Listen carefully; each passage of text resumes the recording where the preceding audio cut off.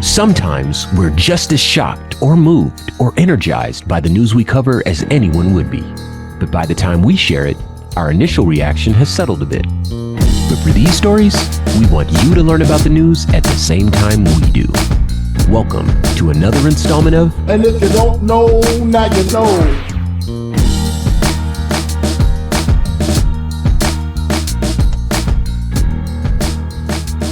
All right, Q.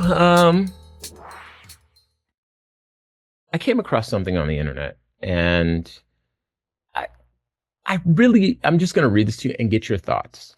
Okay, I will cede up front that this might be biased. I will cede up front that this is, kind of in our sort of friendly chamber here, where we don't really attack progressive ideas and a more liberal philosophy as often as it's challenged in other media outlets and so forth.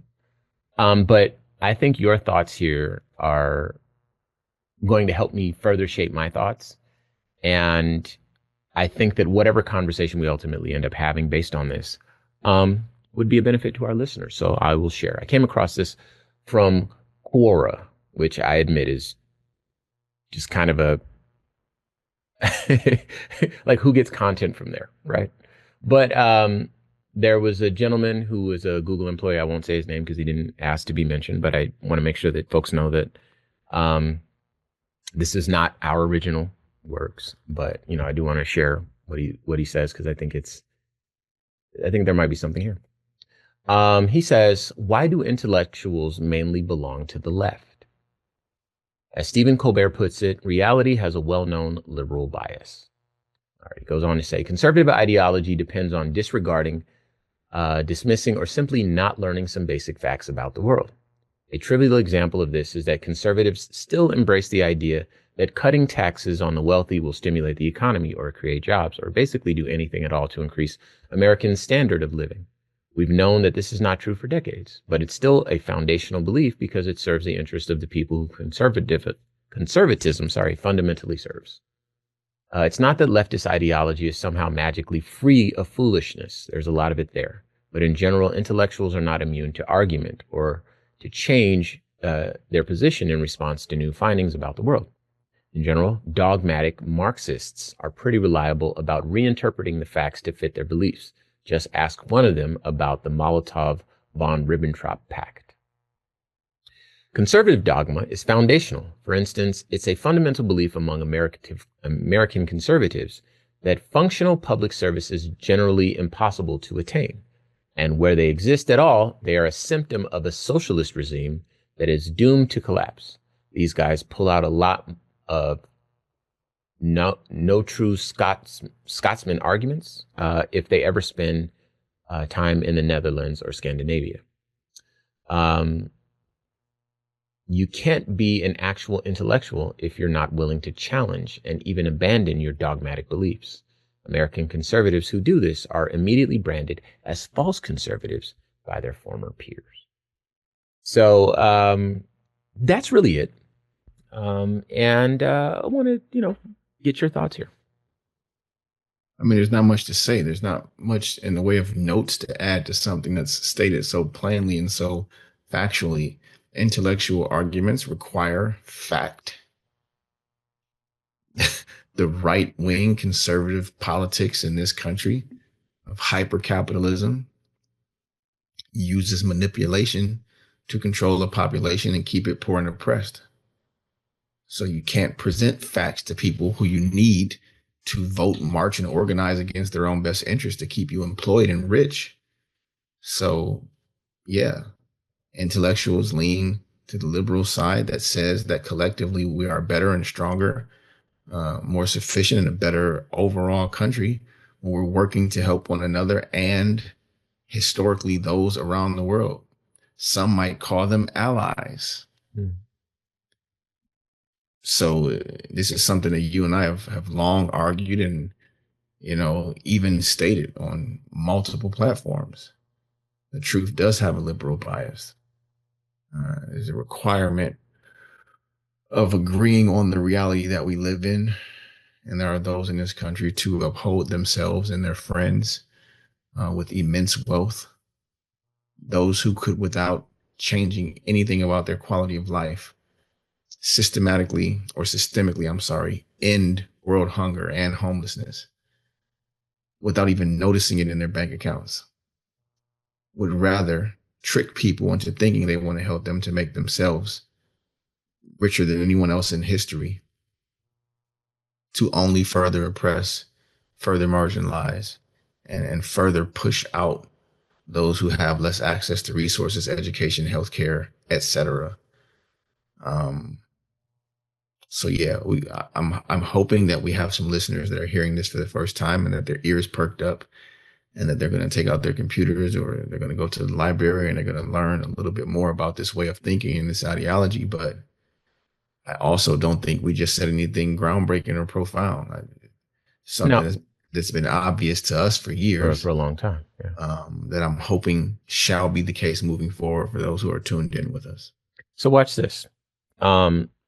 One of the things that I've kind of started doing is looking at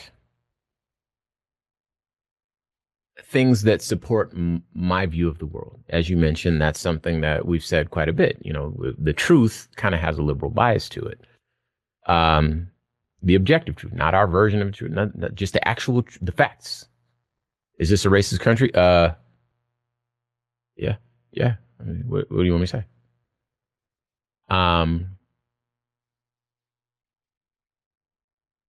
But if I come across something like this, I try to think, okay, where are the holes in this argument? Because, you know, we need to be prepared. There are people that challenge us all the time. And a lot of these people are dumb as a rock, but some of them are not. There are intellectuals on the right. And, you know, a lot of the things that I would say about those intellectuals on the right are things that they conceivably could say about me or my way of thinking. Give me an example. Okay. Glad you asked. Now, this doesn't make it true, but if I take a look at someone on the right and their interpretation of a historical event or a piece of legislation or something like that, and I say, hey, look, you're warping the intention, you're warping the meaning, you're warping the essence, you're picking and choosing, you're cherry picking, you're connecting only the dots that you want to connect to make the argument that whatever your argument is. It's not as well founded, I can assure you that much, but they can often do the same thing here. And it sounds reasonably intellectual. And it sounds like it's based on facts. And it sounds, you know, and it is based on facts, you know what I mean? And there are healthy debates that can take place from people with, you know, conservative ideologies and people with, you know, more progressive liberal ideologies, right? The problem with that argument, however, is that they're either not intelligent or not honest. So the straw man kind of falls apart at that point. Well, sure, so this is something that I know on the other side of this argument, but if you're an intellectual and actually an intelligent person, then you're being dishonest to try to make Ramses look bad in an argument, arguing things that you know aren't true. Right. So presenting yourself as unintelligent. Okay. So this is what I found to be true. What you're saying is what I found to be true with folks like, you know, your Candace Owens is in your, you know, Charlie Kirks and Ben Shapiro's and things like that, where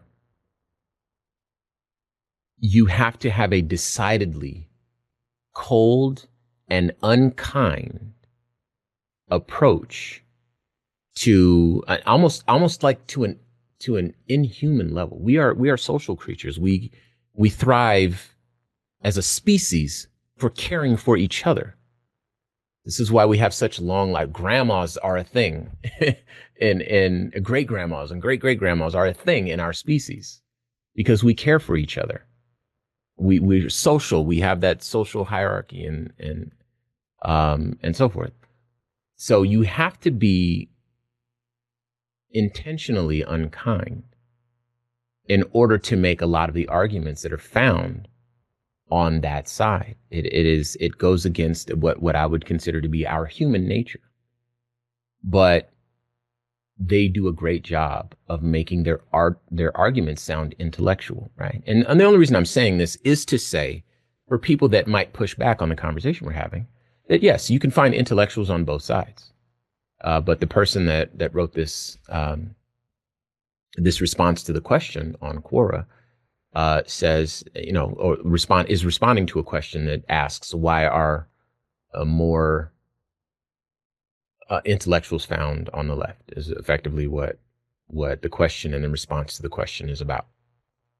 And we've seen that in education. We've seen that in the voter base. The people that are less informed, less educated, less, they often tend to vote, on the right. They're more susceptible to misinformation, disinformation, propaganda, etc.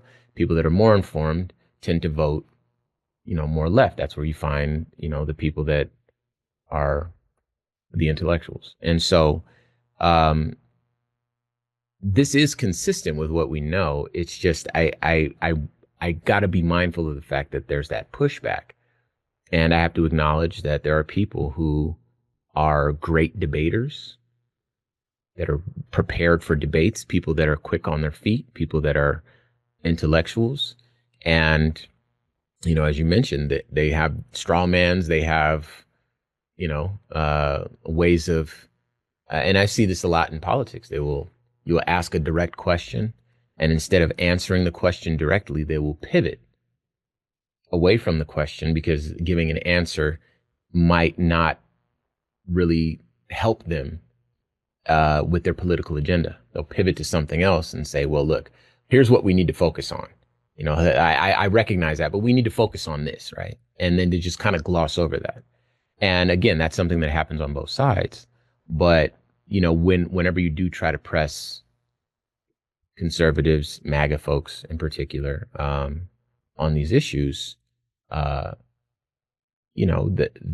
intellectual capacity, I found it ultimately runs out, and they deploy those other types of tricks. And so, the logical fallacy is a weapon of the dishonest or the uninformed. So again, I don't want to hear about how intellectual you are if you have to lie to make the point you're trying to make. Yeah, that's fair. Or I think that I'd go a step further, or if you have to be unkind, you have to ignore the realities for people, that there are certain factors that affect people in this community and shape outcomes for these type of people and people that are born this way and whatever. If you ignore that and you ignore the artificial forces that have been present in a society for sometimes hundreds of years, in some instances, if you ignore that and the legacy of those artificial forces, and you just say, hey, look, you were born on this day at this time, I was born on this day at this time, and we both had a similar go at it, so what's the what? You know what I mean? And you ignore all that. That argument is obtuse intellectually. And, the intellectuals, I think what we're finding out rather is that the people that we would consider intellectuals, they don't quite cross the finish line as often on the right, because a lot of times the arguments that they do have break down because of what you mentioned, or because they just are morally inconsistent with, again, our shared kind of human nature. So in most cases, they are more racist than they are smart. Say it, Q. Straightforwardly. Yeah. Right? So they're logical. They can't pass logical scrutiny because their reasoning intersects with their racism. Yeah. So they either have to lie to themselves or to you to even make the argument they're making. Even if it's based on them being cruel, that still stems back to them being racist. Yeah, there it is. Right? I'm glad you said it. Again, the logical fallacy is weak, and it is meant to mislead and manipulate intentionally. Right? It cannot hold up to logical scrutiny. That's why some of these right-wing intellectuals look really silly when they sit down with an actual intellectual, because that person isn't arguing from a left point of view. They're just arguing fact. Yeah. This person is arguing from a right point of view and have to hold that position in order to justify. Logic breaks down. And a lot of times it's religious based. Not always, but a lot of times it's based on religion. And so even that is also based in racism. Yeah. That's not Jesus. That stuff you just said.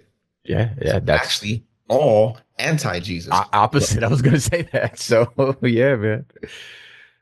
What a world. So anyway, this one I felt like, there's a lot of people that, even people that listen to this show, a lot of people that, consume, our content from the BIN, but they do listen to folks like Candace Owens. They do listen to,